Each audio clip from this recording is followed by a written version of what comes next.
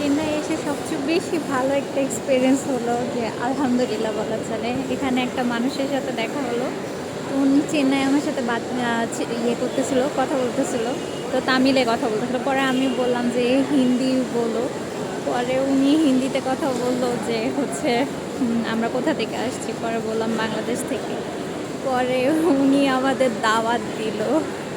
Seriously তার বাসায় দাওয়াত দিল, ফোন নাম্বার রাখলো, মানে এত বেশি আপ্যায়ন করলো বা এত বেশি আন্তরিক কথা দেখে আমার এত বেশি ভালো লাগছে বলার বাইরে। মানে এরকম একটা কথা, ঠিক আছে চিনি না জানি না, কিন্তু একজন মানুষকে এভাবে এতটা বেশি আন্তরিকতা দেখানো, এটাই তো সবচেয়ে বড় কথা।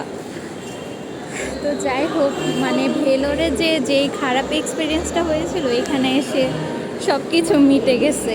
এত বেশি ভালো লাগছে এখানকার ব্যবহারে।